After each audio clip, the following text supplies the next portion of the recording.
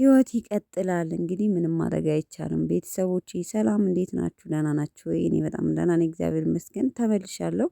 ሀይሚዬ እንግዲህ ቅዱስ ፖስት አድርጎ ነበር። እናንተ እንዴት አባቱ ነው ይሄ ልጅ ግን የሚያምረው! ወይኔ ሸበላ ነው። ከብሩኬ ግን አይደርስም። ከብሩኬ አይደርስም። ሰምታችኋል። ሶ ግን ህይወት ይቀጥላል ነው እንደምታዩት ፖስት አድርጎ ነበር። ሀይሚ ሼር አድርጋ በፍቅር አይን እያየች እንግዲህ የሰጠችውን እያየችው ነው ማለት ነው። ላይክ ጌታለታለች። ሶስት ወሪዋ ላይ አድርጋ ነበር። ኢንስታግራም የምትከታተሏት ታዩታላችሁ ማለት ነው።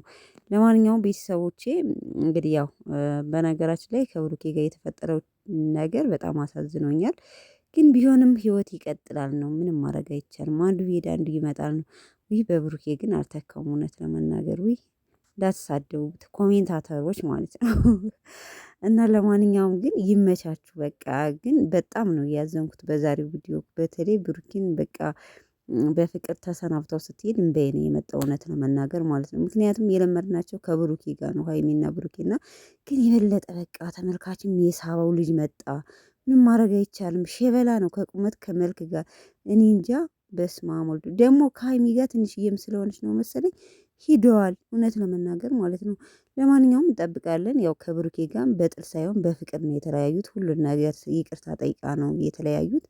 ሰው እንግዲህ ምንም ማድረግ አይቻልም። ቤተሰቦቼ ያለውን ነገር እንጠብቃለን። የሚደረገውን ብቻ በሚሰሩት ነገር አስተያየት እንሰጣለን።